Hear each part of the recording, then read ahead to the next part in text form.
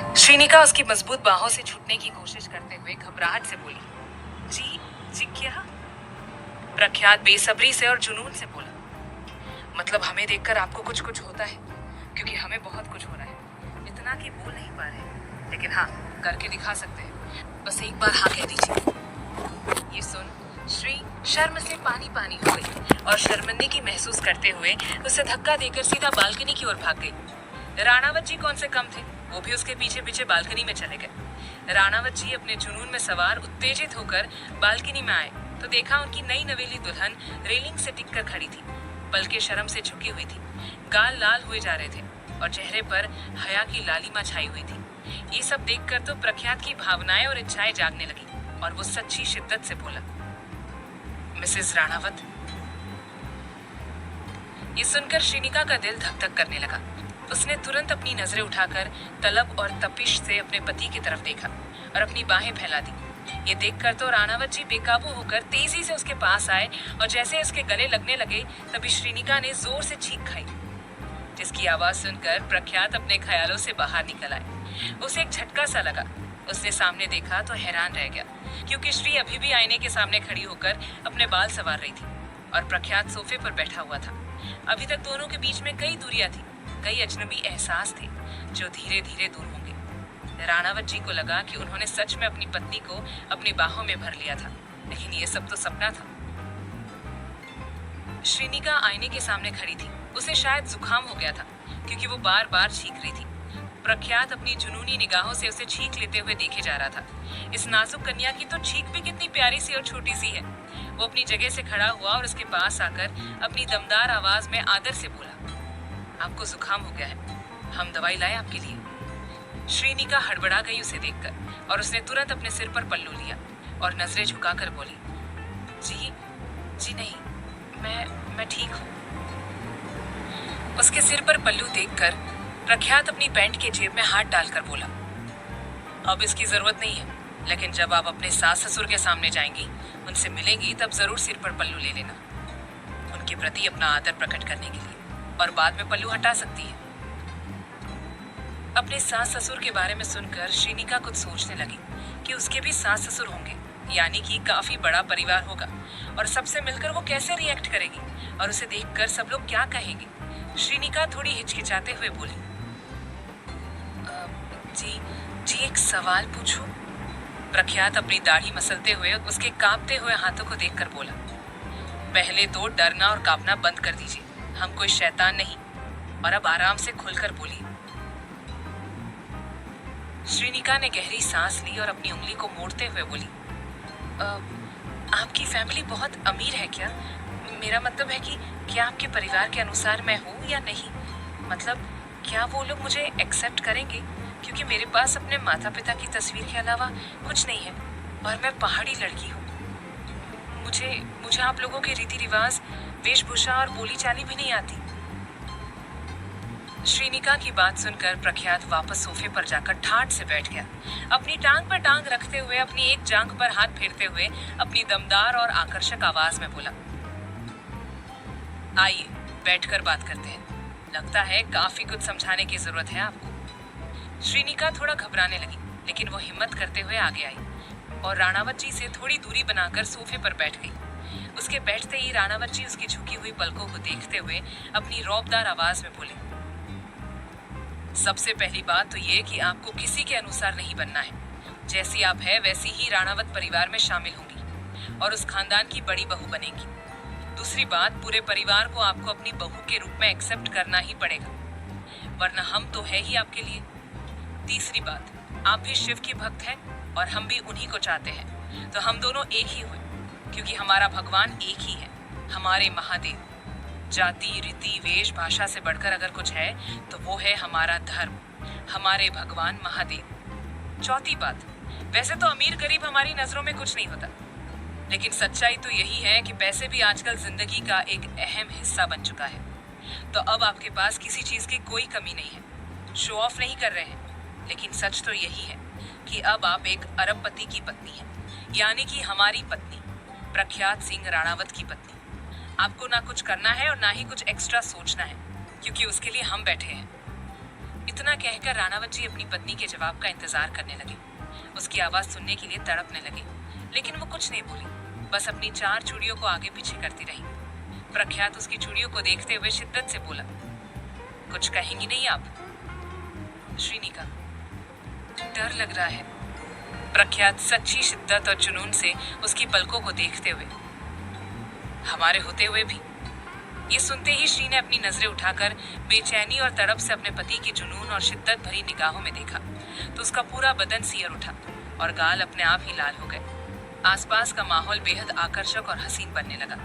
श्री के दिल की धड़कनें बढ़ने लगी और धीरे धीरे राणावत जी उसके रसीले होठों को देखते हुए उसके करीब आने लगे।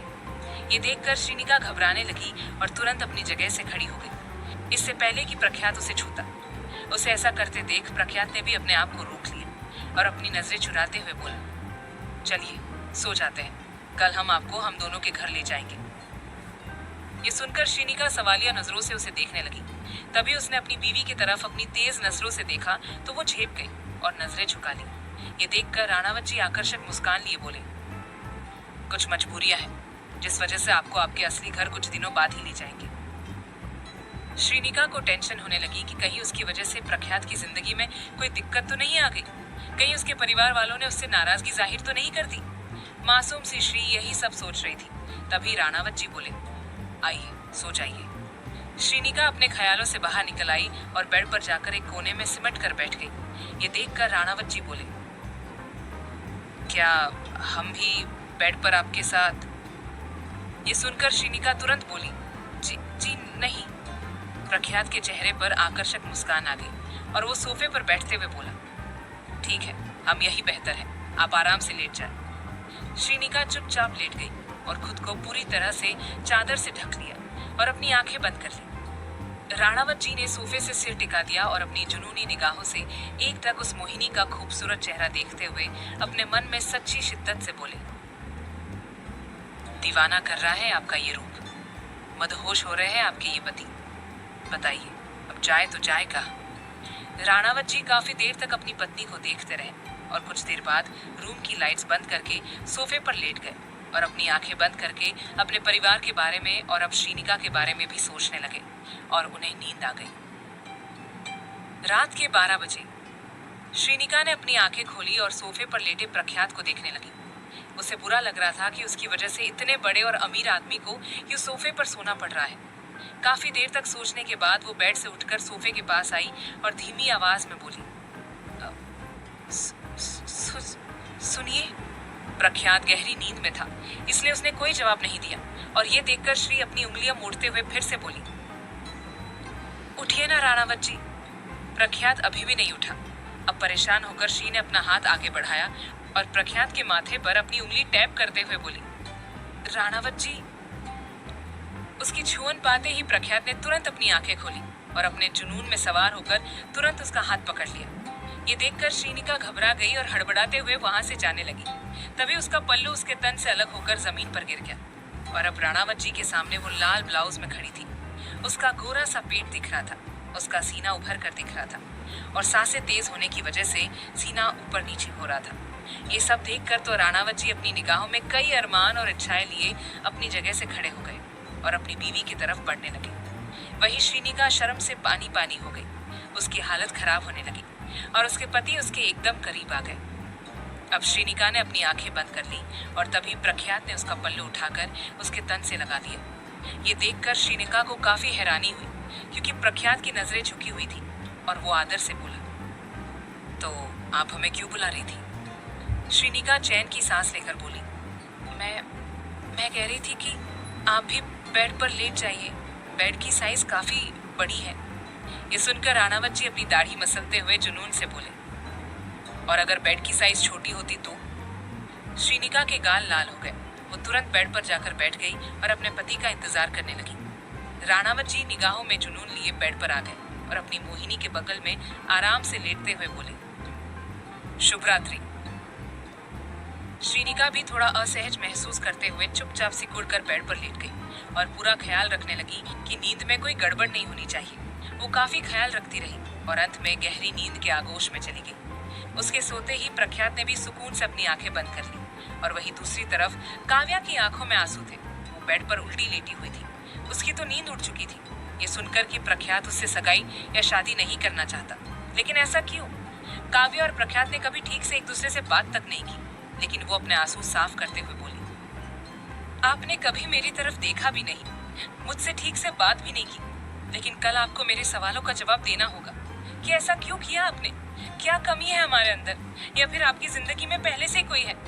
हे भगवान, प्लीज प्रख्यात को हमारे नसीब में लिख दीजिए।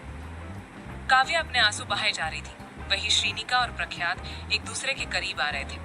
प्रख्यात ने अपना हाथ आगे बढ़ाया और श्रीनिका का नाजुक सा हाथ पकड़कर मदहोशी से बोला, ये कन्या, आई वॉन्ट हर। प्रख्यात उसे अपनी तलब और तपिश भरी निगाहों से देखते हुए बोला, क्या इनके थोड़े करीब चले जाए? हाँ, जा सकते हैं। अब ये हमारी पत्नी है और इनके ऊपर हमारा पूरा हक बनता है। लेकिन डर गई और हमसे पूरी तरह से दूरी बना ली तो? नहीं।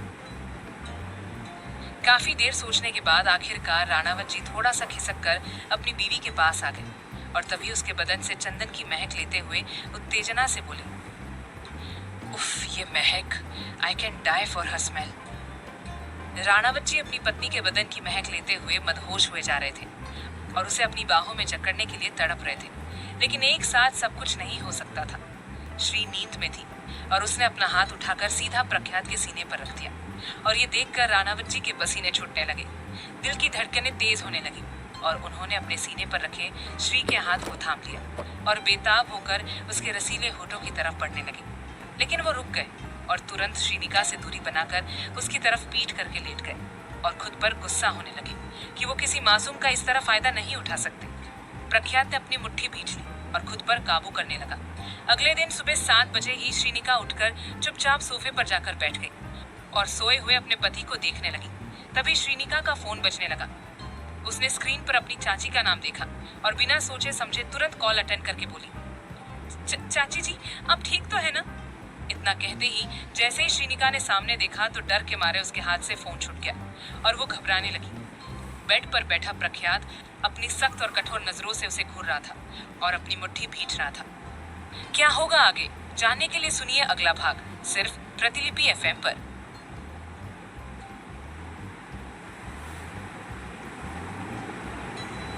भाग 21। अगले दिन सुबह 7 बजे ही श्रीनिका उठकर चुपचाप सोफे पर जाकर बैठ गई और सोए हुए अपने पति को देखने लगी। तभी श्रीनिका का फोन बजने लगा। उसने स्क्रीन पर अपनी चाची का नाम देखा और बिना सोचे समझे तुरंत कॉल अटेंड करके बोली, चाची जी, आप ठीक तो है ना? इतना कहते ही जैसे ही श्रीनिका ने सामने देखा तो डर के मारे उसके हाथ से फोन छूट गया और वो घबराने लगी। बेड पर बैठा प्रख्यात अपनी सख्त और कठोर नजरों से उसे घूर रहा था और अपनी मुट्ठी भींच रहा था। श्रीनिका ने तुरंत कॉल कट कर दिया और नजरें झुका ली। ये देखकर प्रख्यात अपने बालों में हाथ फेरते हुए भारी आवाज में बोला, हम आपके ऊपर कोई ऑर्डर नहीं चलाना चाहते, लेकिन जिन लोगों ने आपकी ऐसी हालत की है अब उनसे रिश्ता मत रखिए और अब जब आप हमारी पत्नी बन चुकी है तो उन लोगों को भूल जाइए। जल्दी से तैयार हो जाइए। सबसे पहले हम आपके लिए कुछ जरूरी शॉपिंग करेंगे, उसके बाद हम दोनों घर के लिए निकलेंगे।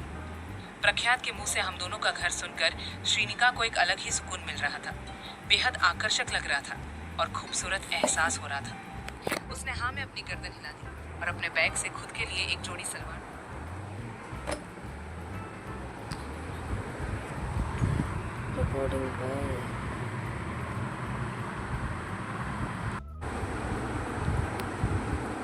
सीरियस होकर बोला, हम जानते हैं माँ पापा इतनी आसानी से नहीं मानेंगे। आगे सब कुछ काफी मुश्किल होने वाला है, लेकिन हम हार नहीं मानेंगे। अपना हक लेकर रहेंगे और उनके मान सम्मान को भी कायम रखेंगे। प्रख्यात रूम से बाहर निकलकर बगल वाले रूम में चला गया जहां विहान बैठा हुआ था। प्रख्यात के आते ही वो अपनी जगह से खड़ा हुआ और बोला, गुड मॉर्निंग सर। प्रख्यात आराम से सोफे पर टांग रखकर बैठ गया और अपनी दाढ़ी मसलते हुए बोला, एक काम करो, राणावत मेंशन से थोड़ी दूरी पर एक बंगलो खरीद लो और उसे श्रीनिका के नाम पर खरीदना, ताकि पापा और चाचा जी को कुछ पता ना चले, वरना 1000 सवाल पूछेंगे कि अलग घर क्यों खरीदा। पूरे परिवार को एक साथ ही घर में मिलजुल कर रहना चाहिए, एक्सेट्रा एक्सेट्रा। विहान, बंगलो तो सारे बिक चुके हैं, राणावत मैंशन सिटी के बीचों बीच है, इसलिए कोई बड़ा बंगला मिलना आसान नहीं होगा। भले ही हम दुगनी कीमत चुका लें, लेकिन हाँ, मैंशन से थोड़ी दूर पर ही एक न्यू बिल्डिंग बनी है जिसमें चाचा जी ने ही इन्वेस्ट किया है। वो बहुत हाई प्रोफाइल एरिया है। इवन वहाँ पर एक फ्लैट की कीमत 20 करोड़ से शुरू होती है। फ्लैट भी एकदम हाई क्लास है, फर्स्ट क्लास है, किसी महल से कम नहीं। हमारी मानिए तो कुछ दिनों की बात है, तो एक फ्लैट ले लीजिए, आपके और भाभी जी के लिए। विहान के मुंह से भाभी सुनकर राणावत जी का दिल धक धक करने लगा। चेहरे पर बेहद आकर्षक और शानदार मुस्कान आ गई। एक अलग ही और बेहद खूबसूरत एहसास होने लगा। उसकी ये खुशी देखकर विहान भी खुश हो गया और बोला, तो क्या सोचा आपने अपने और भाभी जी के लिए? प्रख्यात सीरियस होकर बोला, ठीक है, एक फ्लैट लेते हैं, लेकिन फर्स्ट फ्लोर पर ही चाहिए और उसके अंदर हर तरह की सुख सुविधाएं होनी चाहिए, बिल्कुल एक बंगले की तरह। फिर चाहे कितनी भी कीमत क्यों ना हो, हम पे कर लेंगे। गारंटर के रूप में आपकी सिग्नेचर और ओनर यानी कि मालकिन के रूप में श्रीनिका के सिग्नेचर ले लीजिएगा। विहान ने हाँ कह दिया और प्रख्यात अपनी जगह से खड़ा होकर अपने शर्ट की स्लीव्स खोलते हुए बोला, अभी नाश्ता करके हम दोनों शॉपिंग पर जा रहे हैं। दोपहर तक सारा काम हो जाना चाहिए। Is that clear? Okay sir. Ranawat ji उस रूम से निकलकर सीधा अपने कमरे में आ गए, जहाँ पर आईने के सामने खड़ी कन्या अपने लंबे भूरे बाल संवार रही थी। पिंक कलर के सुंदर से सलवार सूट को पहनकर उसकी पत्नी आईने में खुद को देखकर श्रृंगार कर रही थी। ये देखकर राणावत जी का तन मन कई अरमानों से भर गया और वो अपनी पत्नी को पीछे से देखते हुए आगे बढ़ने लगी। श्रीनिका उसके कदमों की आहट से सहम गई और इधर उधर अपने नैन मटकाने लगी। प्रख्यात उसके पास आकर खड़ा हुआ और उसके चेहरे के हर एक हिस्से की बनावट शिद्दत से देखते हुए बोला, रुक क्यों गई? अच्छे से तैयार हो जाइए, हम कुछ नहीं कह रहे, बस देख रहे हैं। श्रीनिका का दिल धक धक करने लगा और वो हिचकिचाते हुए बोली, क्यों देख रहे हो? प्रख्यात उसकी झुकी हुई पलकों को और हिलते हुए रसीले होठों को देखते हुए जुनून से बोले, क्योंकि ये हमारा हक है कि हम आपको देखते रहें और बस यूं ही देखते रहें। श्रीनिका के गाल लाल हो गए और उसने तुरंत प्रख्यात के सामने पीठ कर ली और उसका सीना ऊपर नीचे होने लगा और वो अपनी नाजुक सी उंगलियों को मोड़ने लगी। राणावत जी उसके लंबे बालों को देखते हुए जुनून से बोले, अब उन नाजुक उंगलियों को इतना भी ना मोड़ो कि टूटकर अलग ही हो जाए। श्रीनिका ने तुरंत अपनी उंगलियां मोड़ना बंद कर दी और तिरछी नजर से इधर उधर देखने लगी। तभी प्रख्यात उसके पास आया और उसके बालों की महक लेते हुए मदहोशी से बोला, आपको जी भर के हमें देखने का हक है, बस यूं ही देखते रहे, ये हक है हमारा। ये सुनकर तो श्री का बदन सिहर उठा और उसने कसकर अपनी आंखें बंद कर ली। वही राणावत जी कातिल मुस्कान लिए अपने एक जोड़ी कपड़े लेकर बाथरूम में चले गए। उसके जाते ही श्रीनिका ने चैन की सांस ली और जल्दी से तैयार होने लगी। वो जैसे ही अपनी मांग भरने लगी तभी प्रख्यात बाथरूम से बाहर निकल आया अपना तौलिया लेने के लिए और उनकी नज़र अपनी पत्नी पर पड़ी, जिसके हाथ कांप रहे थे अपनी मांग भरते हुए। ये देखकर राणावत जी तुरंत उसके पास आए और डिब्बी में से सिंदूर लेकर सच्ची शिद्दत और जुनून से अपनी पत्नी की मांग भर दी और श्रीनिका ने सुकून से अपनी आंखें बंद कर ली। एक बार फिर से उसकी नाक पर सिंदूर का अंश गिर गया। अपनी पत्नी की भरी हुई मांग देखकर राणावत जी की निगाहों में जुनून और शिद्दत छाने लगी। उन्होंने अपनी पत्नी के गाल की तरफ हाथ बढ़ाया और हौले से उसके गोरे से गाल पर हाथ रखकर सच्ची शिद्दत और अपनेपन और प्यार से बोले, आपके साथ कभी कुछ गलत नहीं होगा। इतना कहकर प्रख्यात ने उसके सिर पर हाथ रखा और कहा, क्योंकि हमारा हाथ आपके सिर पर जिंदगी भर रहेगा। श्रीनिका की आंखें भर आई और उसने अपना सिर झुका लिया। प्रख्यात फिर से बाथरूम में चला गया। उसके जाते ही श्रीनिका ने आईने में अपनी भरी हुई मांग को भावुकता से देखा और बोली, माँ जी, क्या आप इन्हीं की बात कर रही थी कि कोई हमारी जिंदगी में आने वाला है जो हमारे सारे दुखों को दूर कर देगा? तो क्या वो इंसान, वो देवदूत मिस्टर राणावत जी ही है? श्रीनिका यही सब सोच रही थी और तैयार होकर बालकनी में चली गई। दिल्ली के नज़ारे देखने लगी। कुछ देर बाद राणावत जी कपड़े पहनकर बाथरूम से बाहर निकल आए और अपने शर्ट के बटन बंद करते हुए अपनी बीवी को ढूंढने लगे, जो उन्हें बालकनी में दिखाई दी। ये देखकर राणावत जी जल्दी से तैयार हो गए। आज उन्होंने शर्ट की स्लीव्स को फोल्ड नहीं किया और परफ्यूम लगाने के बाद अपने हाथ में घड़ी पहनने लगे। जल्दबाजी में उनके हाथ से परफ्यूम की कांच की बोतल जमीन पर गिर गई, जिसके टुकड़े टुकड़े हो गए। ये देखकर राणावत जी को गुस्सा आ गया और वो चिढ़ते हुए बोले, कमाल है, पहली बार में ही अपनी असलियत दिखा दी। अरे कम से कम 2-3 बार तो यूज हो जाते। इतना कहकर वो झुके और कांच के टुकड़े उठाने लगे, क्योंकि उसे हर काम एकदम परफेक्ट चाहिए होता है। जरा सी भी गंदगी उससे बर्दाश्त नहीं होती। वो कांच के टुकड़े उठाने लगा, तभी एक टुकड़ा उसकी उंगली में चुभ गया। लेकिन मजाल है कि जनाब को कोई फर्क पड़ा हो। उन्होंने जल्दी से सारे कांच के टुकड़े इकट्ठे करके डस्टबिन में डाल दिए और टिश्यू पेपर से फर्श पर गिरे परफ्यूम के लिक्विड को भी साफ कर दिया। सब कुछ हो जाने के बाद उन्होंने गहरी सांस ली और अपना फ़ोन चेक करने लगे तो उन्हें एक अनजान नंबर से मैसेज आया हुआ था। उन्होंने उसे पढ़ा तो उसमें लिखा था, प्रख्यात, मैं काव्या हूँ, मुझे आपसे ज़रूरी बात करनी है। आई नो आपको कोई बात नहीं करनी होगी, लेकिन मैं करना चाहती हूँ। प्लीज़ हो सके तो एक बार मुझे कॉल कर दीजिए। I request you. ये मैसेज पढ़कर राणावत जी का चेहरा सीरियस हो गया और उन्होंने एक मैसेज टाइप करके सेंड कर दिया। माफ़ कीजिएगा मिस काव्या, लेकिन हम आपसे कोई बात नहीं करना चाहते। अगर आपको कोई भी दिक्कत है या कोई काम है या किसी सवाल का जवाब चाहिए तो आप हमारे माता पिता से बात कीजिए। इतना कहकर प्रख्यात ने अपना फ़ोन जेब में डाल दिया और काव्या ने उसका मैसेज तुरंत देखा और उसकी आंखें भर आई प्रख्यात के ऐसे मैसेज को पढ़कर। लेकिन उसने हार नहीं मानी और सीधा प्रख्यात को कॉल ही लगा दिया। वहीं होटल रूम में राणावत जी बालकनी की तरफ बढ़ने लगे, तभी उनका फ़ोन बजने लगा और उसी समय श्रीनिका भी बालकनी के रूम से अंदर आने लगी। राणावत जी ने मोबाइल निकाला और स्क्रीन पर वही अनजान नंबर देखा। वो समझ गए और गुस्से में अपनी मुट्ठी भींचकर सामने की तरफ देखने लगे तो श्रीनिका का घुटना एक बड़े से गमले से टकरा गया और वो धड़ाम से जमीन पर गिरने लगी। ये देखकर प्रख्यात हड़बड़ा गया और वो जोर से बोला, श्रीनिका। प्रख्यात ने अपना फोन हड़बड़ी में वहीं फेंक दिया और वो गलती से अटेंड भी हो गया और काव्या खुशी से बोली, प्रख्यात प्लीज 1 मिनट के लिए बात कर लीजिए। प्रख्यात तेजी से श्री के पास आया और जमीन पर वो गिरी हुई थी और अपने घुटने को संभाल रही थी। ये देखकर राणावत जी परेशान हो गए और खुद घुटने के बल बैठकर उसके घुटने को संभालते हुए बोले, कहाँ देखकर चल रही थी आप?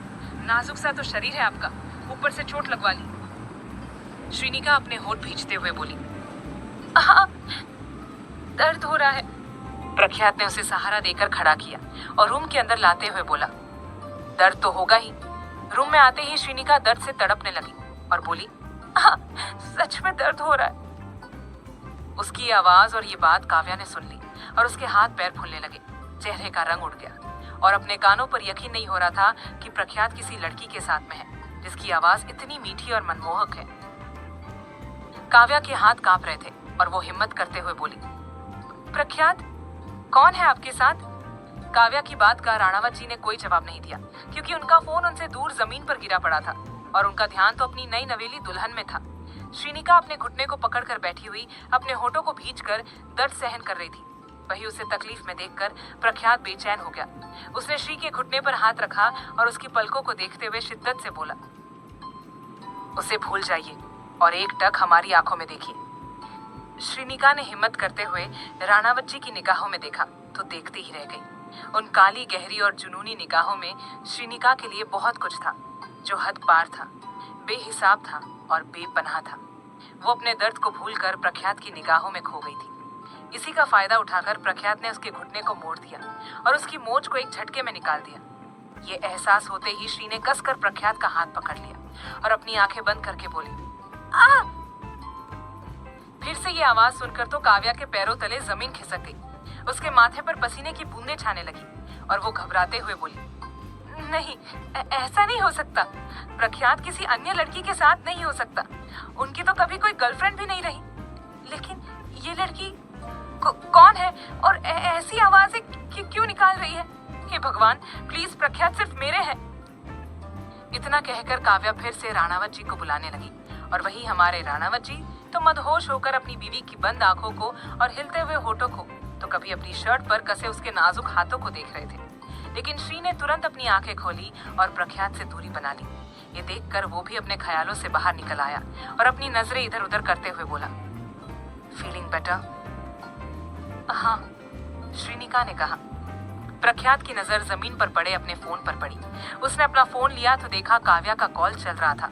ये देखकर राणावत जी को गुस्सा आ गया और उन्होंने तुरंत कॉल कट कर दिया। काव्या का तो दिल टूट गया और वो जमीन पर बैठकर रोने लगी। लेकिन प्रख्यात की कोई गलती नहीं थी। उसने कभी काव्या को कोई ऐसा हिंट नहीं दिया, ना ही उसे कोई वादा किया। उसमें उसे कोई रुचि नहीं थी, बल्कि वो तो उसके सामने देखकर बात भी नहीं करता था।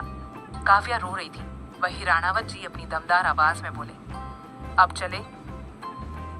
श्री ने हाँ कहा और अपना फोन लेकर अपने पति के पीछे पीछे चलने लगी। वो दोनों लिफ्ट में घुसकर सीधा ग्राउंड फ्लोर पर पहुंच गए और होटल के रेस्टोरेंट एरिया में पहुंचकर दोनों ने थोड़ा सा नाश्ता किया। नाश्ते के दौरान दोनों ही खामोश रहे। कई बार नैनों से नैना टकराए, लेकिन संकोच और मर्यादा के कारण नजरें चुरा ली गई। नाश्ता हो जाने के बाद वो दोनों दिल्ली शहर के सबसे बड़े और महंगे मॉल पहुंच गए। गाड़ी से बाहर निकलकर श्रीनिका अपनी बड़ी बड़ी आंखों से शहर की बड़ी बड़ी बिल्डिंग्स को देखकर काफी हैरान हो गई थी। वही राणावत सच्ची शिद्दत भरी निगाहों से उसके प्यारे से चेहरे को देख रहे थे। तभी अचानक एक गाड़ी का हॉर्न बजा, जिसकी आवाज सुनकर श्रीनिका झेप गई और उसने तुरंत प्रख्यात की बाजू को पकड़ लिया और उसके करीब आ गई। ये देखकर राणावत जी का दिल धक धक करने लगा और वो उस गाड़ी वाले की तरफ देखते हुए अपने मन में बोले, थैंक यू। राणावत जी ने अपनी बाजू पर हाथ रखा तो श्री ने अपना हाथ हटा दिया। प्रख्यात बड़े आदर से बोला, आइए। श्री, पहले आप, उसके बाद मैं। उफ, इस लड़की की तो बातें भी बड़ी प्यारी सी है। राणावत जी आगे आगे चलने लगे और उनके कदमों से कदम मिलाकर उनकी पत्नी चलने लगी। वो दोनों मॉल के अंदर घुस गए और कुछ ही देर में एक और गाड़ी आकर रुकी, जिसमें से अभिमन्यु चेहरे पर मुस्कान लिए गाड़ी से बाहर निकल आया और अपनी बगल वाली सीट का दरवाजा खोलते हुए आदर और शिद्दत से बोला, आओ मैडम। उसके इतना कहते ही एक खूबसूरत सी और प्यारी सी गुड़िया, जिसने रेड सलवार सूट पहन रखा था, खुले काले बाल थे, चेहरे पर छोटी सी मुस्कान थी, गाड़ी से बाहर निकल आई और अपनी प्यारी सी आवाज में बोली, डर लग रहा है, किसी ने देख लिया तो? अभिमन्यु आकर्षक मुस्कान लिए बोला, तो हम आपको अपनी बाहों में छुपा लेंगे। उसकी ये बात सुनकर उस लड़की ने शर्म से अपनी नजरें झुका ली और तुरंत मॉल के अंदर आ गई। उसकी ऐसी अदाएं देखकर अभिमन्यु अपने सीने पर हाथ रखकर बोला, माफ कीजिएगा हमारे परिवार वालों को, और खासकर हमारे क्रोधित भैया, क्योंकि हम राणावत परिवार का अहम नियम तोड़ने वाले हैं। हम तो इन्हीं से शादी करेंगे, हमारी हिमाद्री से। भैया तो हमारी जान ले लेंगे, लेकिन फिलहाल के लिए हमें अपने रिश्ते को सबसे छुपाना होगा। इतना कहकर अभिमन्यु भी मॉल के अंदर चला गया। अब क्या होगा, जानने के लिए सुनिए अगला भाग, सिर्फ प्रतिलिपि एफएम पर।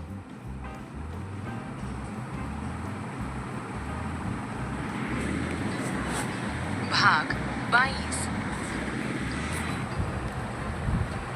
गाड़ी